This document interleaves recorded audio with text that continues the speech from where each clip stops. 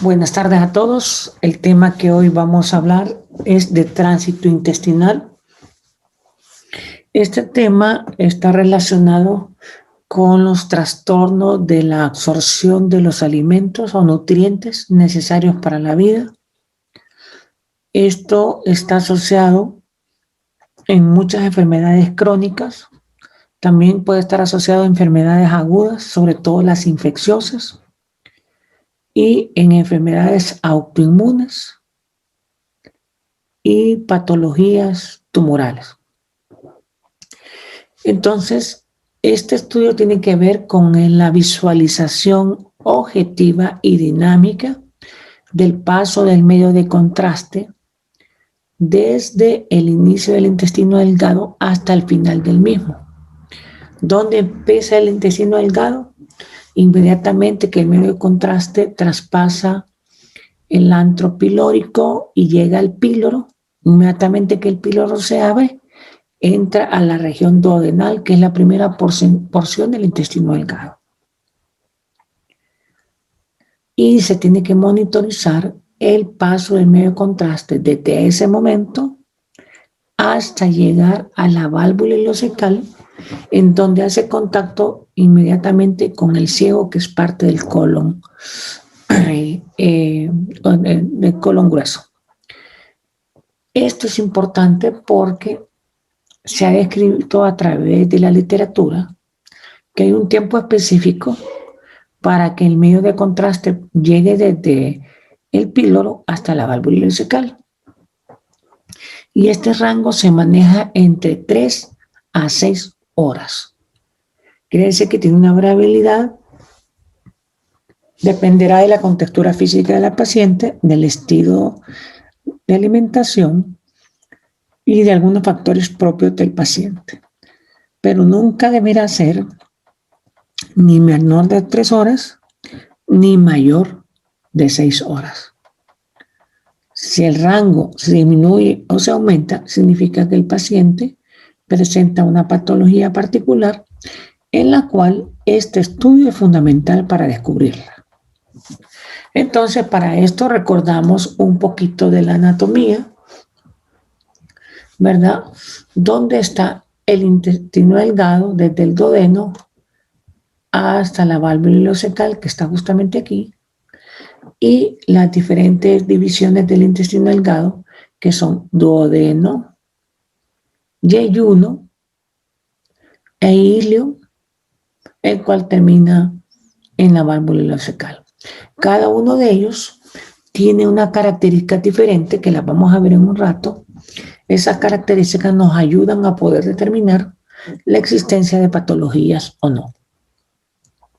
El estudio radiológico se llama tránsito intestinal porque, como su nombre lo dice, es ver el tiempo y la forma en que pasa una sustancia a través de todo el trayecto del intestino delgado, y por eso se llama tránsito, como el tiempo en que conduce un carro a través de una calle recta, y valoran la velocidad y la capacidad que tiene el movimiento del carro a través del terreno.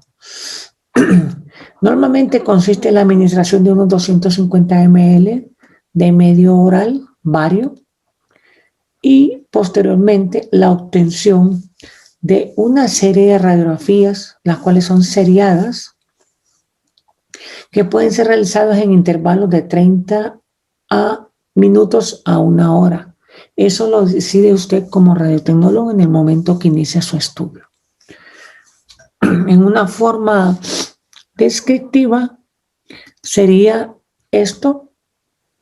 Este es un estudio de un tránsito intestinal. En este momento no nos interesa, no nos importa la cámara gástrica porque no estamos estudiando el estómago. Estamos estudiando justamente aquí, desde el píloro hasta todo el trayecto del duodeno, el yeyuno y el ilio. La característica interesante de el intestino delgado es que se divide en 3 porciones, duodeno, yeyuno y ilio, pero que cada uno de ellos presenta una característica diferente. Por ejemplo, el duodeno tiende a ser tubular, ¿verdad? Y es el lugar donde se mezcla el quimo, que ya viene con ácidos del estómago, pero se mezcla con las sales biliares que produce el hígado, que acumula la vesícula y que son eliminadas por el colédoco, mezclando este quimo, envolviéndolo y haciendo que este quimo se degrade en partículas.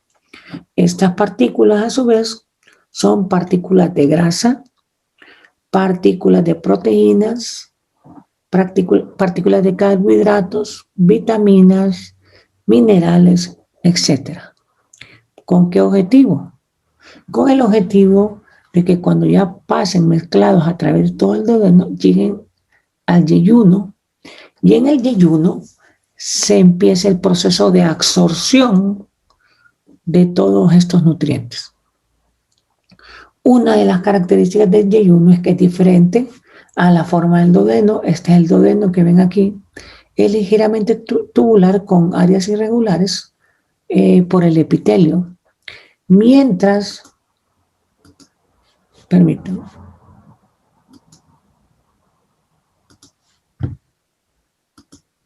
Mientras que el yeyuno tiene estas formas características que ustedes ven aquí, que se llama imagen en plumas de ave. Es como que dejen caer un montón de plumas, caigan y se mezclan entre ellas y dan esa forma irregular. Mientras que el ilion tiende a ser un poco más liso y más tubular. ¿Qué importancia tiene? Que este yeyuno permite la mayor absorción de nutrientes y el ilion permite la mayor absorción de agua. En otras palabras, en el intestino delgado se absorbe todo.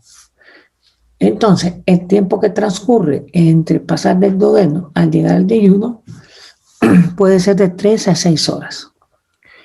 Si el tiempo es menor de 3 horas, estamos hablando de un tránsito intestinal acelerado o rápido. Y eso se asocia a síndrome de mala absorción. ¿Qué es síndrome de mala absorción? Es la incapacidad del intestino delgado de poder absorber los nutrientes necesarios para la vida. Como les dije, se puede manifestar por enfermedades agudas, como ser una gastroenteritis, provoca un borramiento del epitelio, el intestino delgado, sobre todo el yeyuno. Ese epitelio, si ustedes se acuerdan cuando vimos anatomía, tenía unas especies de filamentos que se llamaban vellosidades. Estas vellosidades son las que capturan cada uno de estos elementos y los absorben. El cuadro diarreico borra o destruye las vellosidades, provocando así un tránsito más rápido, ya que no logra absorber. Esto se logra a través de una cantidad de bacterias que existen en el intestino delgado que permiten la degradación de todas estas sustancias. O sea, ¿hay bacterias normales en el intestino delgado? Sí hay. Y esas bacterias son un tipo de bacilos. Cuando hay un periodo de diarrea continuo, se indican tratamiento de lactobacilos, que es un tratamiento que se da para los pacientes con diarrea y que se da en sobre o en tabletas 2 veces al día por 3 días para recuperar esas bacterias y que permitan la absorción nuevamente de los nutrientes que se llevan a cabo en su mayoría en el yeyuno. Después de pasar la absorción en el yeyuno, pasan al ilion, en donde se absorben el resto de nutrientes y la mayor cantidad de agua restante. No toda es absorbida ahí, cierta cantidad de agua pasa al colon ascendente, y el colon ascendente es el encargado de absorber este resto de agua.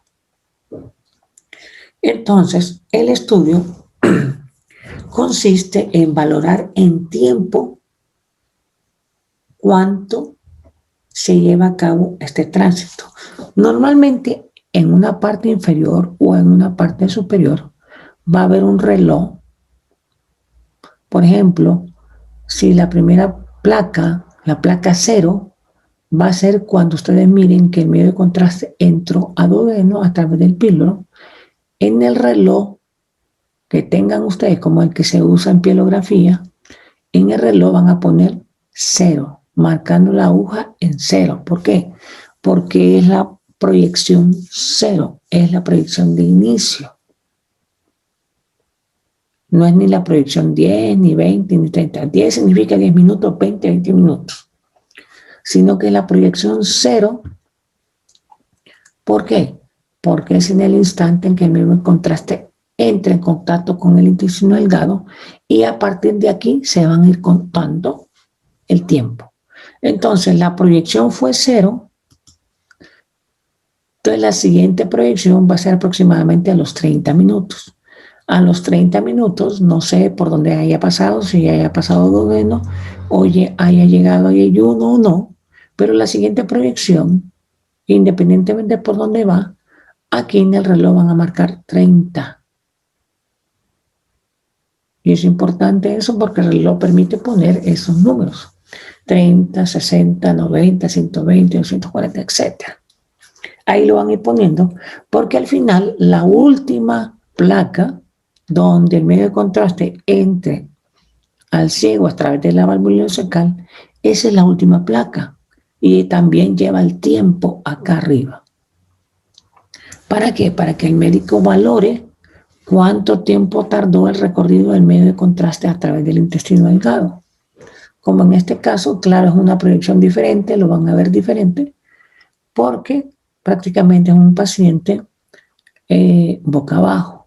El estómago se mira al revés, entonces se está viendo el paso del medio de contraste, pero ahí llama la atención que en este estudio se ha perdido un poco la forma del Y1 en pluma de aves.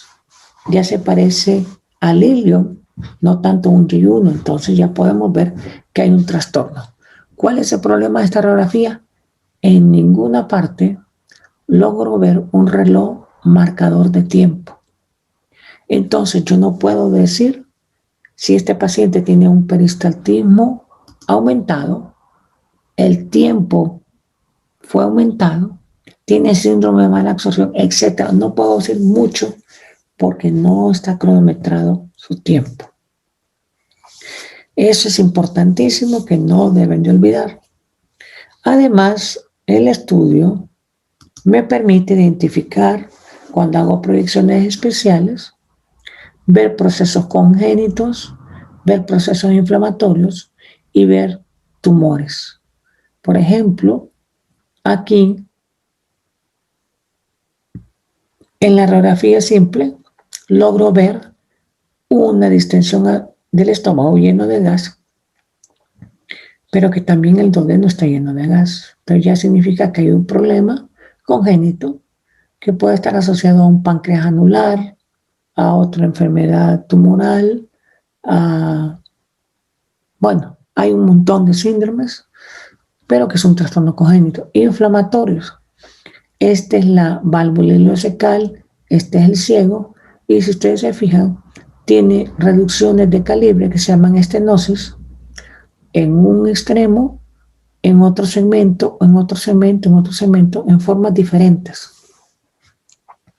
Entonces, eso nos dice que es un proceso inflamatorio y ya nos está predisponiendo a una patología, una enfermedad que se llama enfermedad de Crohn.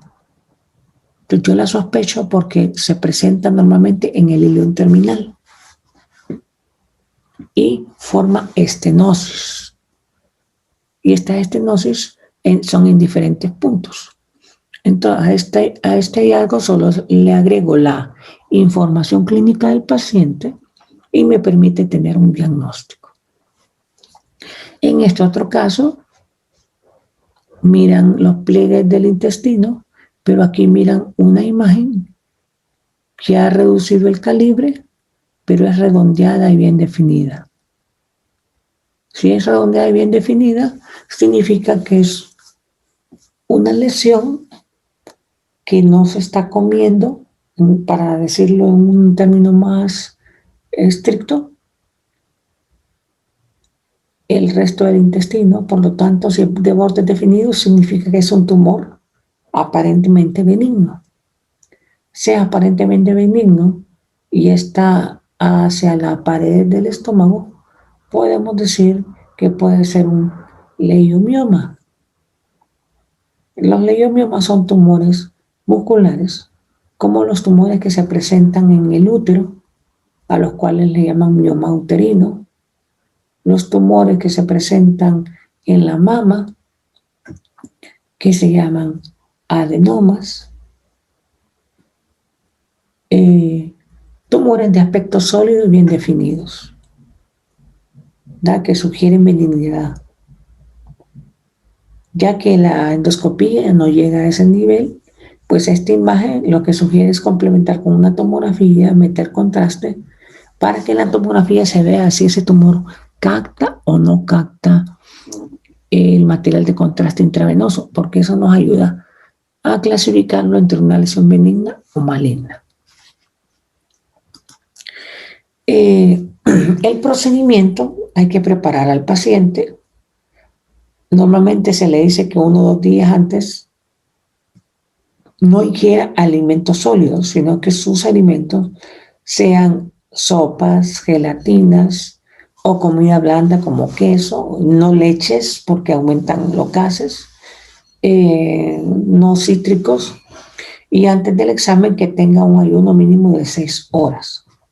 Lo que se hace es preparar el medio de contraste, que ya vienen algunas veces en frascos de suspensión de 300 cc, y este es el que se da de una sola dosis, que se lo trae. Y lo único que tenemos que estar pendientes es que el medio de contraste llegue al duodeno para empezar a tomar las proyecciones indicadas. Siempre hay que hacer una radiografía primaria, que esta es una radiografía que nos permite ver en forma simple si existen antecedentes de cirugía, si hay imágenes de cuerpos extraños, si hay presencia de mucho gas, si hay presencia de estructuras metálicas que no nos permitan valorar adecuadamente, o la presencia de cualquier cosa que nos indique que no debamos hacer el estudio, como líquido libre, como gas libre intraabdominal, como niveles hidroaéreos que nos están diciendo que es una patología aguda y que puede ser una apendicitis, una diverticulitis, etc. La primera radiografía es la de abdomen simple, la preliminar. Después de haber dado el medio de contraste, se valora por fluoroscopía y se toma la segunda radiografía, que sería la radiografía 0, en el momento que ustedes vean que el medio de contraste entra al esfínter pilórico. Y de ahí posteriormente las radiografías serán secuenciales a los 30, 1 hora, 1 hora y media o 2 horas. Eso lo decidirán ustedes porque, por ejemplo, si toman la radiografía 0 en el momento que el medio de contraste entra al píloro, a los 30 minutos lo miran por fluoroscopía y no ha pasado de la segunda porción duodenal, significa que no le van a tomar una proyección. Significa que van a darle más tiempo. Puede ser 45 minutos, si a los 45 minutos no se ha llenado ni siquiera el duodeno, le dan la hora.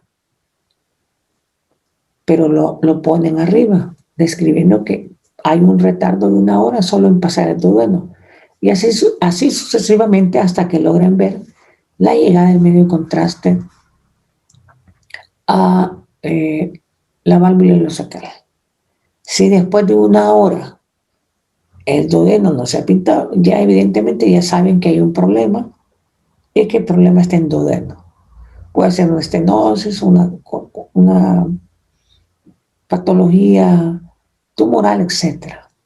En estos pacientes no los pueden tener metidos 3 horas dentro del equipo de fluoroscopía, así que estos pacientes se levantan Si es posible, se pone a que se sienten o que caminen un poco y se les llama cada 30 minutos para ver cómo va el paso, y solo se les toma cuando se considere que hay un paso verdadero, se toma la proyección y se pone el tiempo. ¿Cuándo termina el estudio? Cuando el medio de contraste llega a la válvula ileocecal. Ahí termina el estudio y el paciente es despachado con indicaciones de que tome bastante agua y que se vaya a su casa, porque el medio de contraste puede dar diarrea o estreñimiento. El estreñimiento lo evitamos con el agua. La diarrea es difícil de controlarla, por eso deben estar en su casa. En algunas ocasiones les pedirán que hagan este estudio con medio de contraste hidrosoluble. ¿Cuál es el problema del medio de contraste hidrosoluble? Que las cantidades son grandes y da náuseas, da vómitos. Y evidentemente en los pacientes, ustedes averiguan al 80% de los pacientes que se les da medio de contraste hidrosoluble vía oral, presentan diarrea. Entonces, por eso hay que tener mucho cuidado con el uso de eso. En niños hay que tener mucho más cuidado porque deshidrata rápidamente. Aquí tenemos un paciente acostado boca arriba, ¿verdad? Aquí le van a hacer la preliminar, van a darle de tomar el medio de contraste y posteriormente empiezan a tomar todas las proyecciones de acuerdo a los criterios radiológicos y con énfasis en intestino delgado. Las proyecciones o incidencias pueden ser en pedestación, en decúbito dorsal. El rayo tiene que estar con énfasis a nivel de L2, L3. A pedirle al paciente que cuando tomen la proyección debe estar en expiración para que eso eleve la cúpula diafragmática y permita que se distienda el intestino delgado en una forma más adecuada y permita el paso del medio de contraste.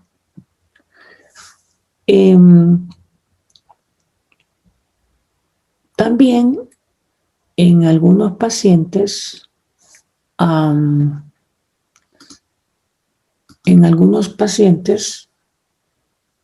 hay proyecciones especiales que tomar. Por ejemplo, se pone el paciente en posición oblicua izquierda o en oblicua derecha con el objetivo de ver únicamente el duodeno. A eso se le llama el marco duodenal. Entonces, algunas veces, si ustedes ven que hay retraso del paso del medio de contraste a nivel del duodeno, entonces se pone en oblicuo para ver exclusivamente esa forma de C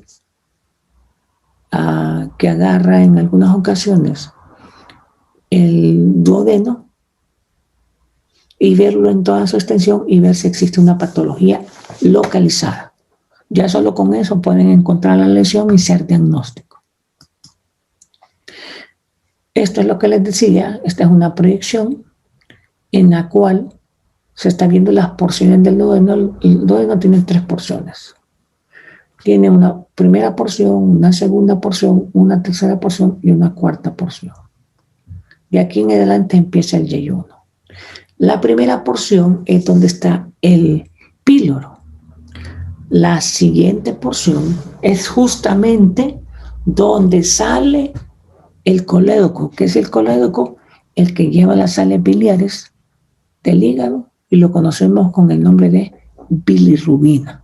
Esa bilirrubina son sales que degradan completamente el quimo, lo fragmentan y permiten que sea absorbido a través del resto del intestino delgado, a través de las vellosidades.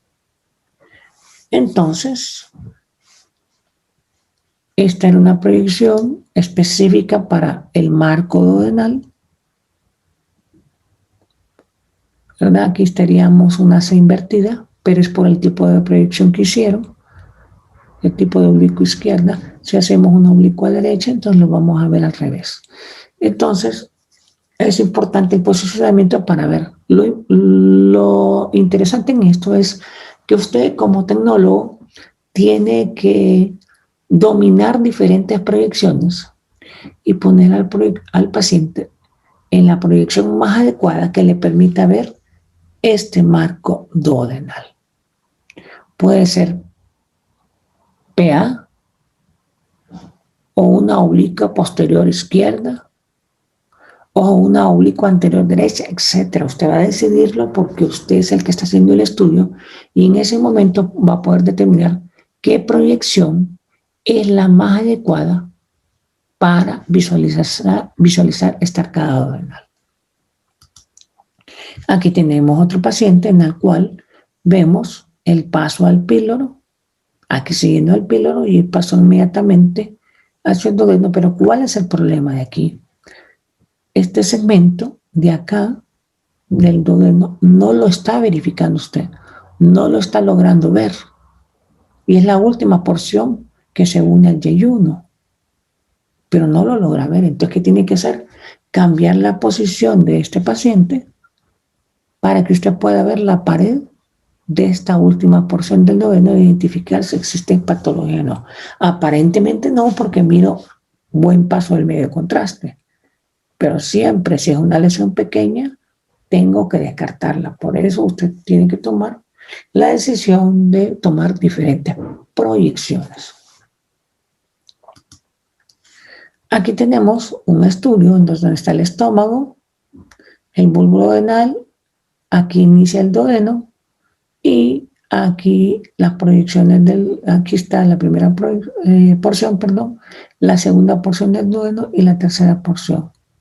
Aquí justamente llega el yeyuno, que si ustedes se fijan, no hay mucha diferencia entre este yeyuno y el ilium, por lo tanto hay una patología a nivel de este yeyuno, que es la que vamos a referir con el tiempo y con las características. El radiólogo dirá el tiempo de tránsito intestinal es de tanto, con borramiento de imagen en plumas de ave a nivel de yeyuno, sin defectos de llenado, y lo describe todo y como conclusión, tránsito intestinal acelerado con borramiento de la estructura del yeyuno que podría estar asociado a un síndrome de mala absorción. Punto. El clínico lo que va a hacer es agregar esta información más los datos de laboratorio, más su historia, y juntarlo, y con eso determinar si es un síndrome de mala absorción, pero asociado a qué. Porque hay varias enfermedades que van a generar síndrome de mala absorción. Hay una enfermedad que se llama esplus tropical, hay otra enfermedad de la colagenopatías que también provoca esto, etc. Hay un montón. Entonces, tenemos que clasificarlo, pero nosotros ya encontramos la lesión. Aquí esta proyección, ¿verdad? El medio de contraste entró al duodeno y inmediatamente al entrar al duodeno observamos unos cráteres que no pintan el material de contraste y esos cráteres nos muestran que es una úlcera duodenal.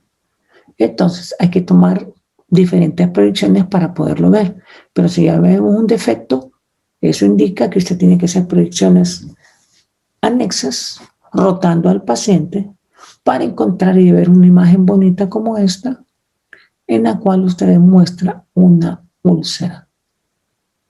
Y es causa del malestar del paciente que refiere a epigastralgia, o sea, dolor en la boca del estómago, como ellos lo dicen, que se presenta 1 hora después de comer.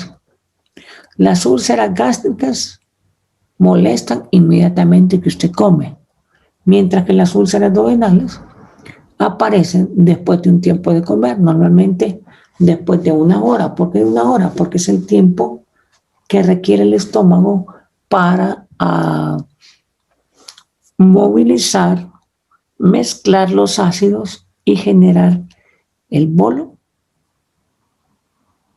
que llegará al intestino delgado. El bolo de quimo, o sea, la pelota de sustancia que ya está prácticamente deshecha por los ácidos y que pasa inmediatamente al duodeno para que a través de las sales biliares se fragmente y se absorba. Entonces, en este caso, el quimo pasa al duodeno y, perdón, esto fue medio de contraste, pasa al duodeno y muestra esos defectos de llenado. Son 2 úlceras y estas úlceras pueden ser benignas o malignas y solo con este dato indica una endoscopía. Aquí tenemos un paciente, ¿verdad?, con un tránsito intestinal. Si ustedes se fijan, aquí logran ver la imagen en plumas de ave, pero acá ven que se ha borrado prácticamente, ¿verdad? No tiene la misma característica y ya se asocia a una patología en particular. Recuerden, el intestino delgado es de 7 a 8 metros.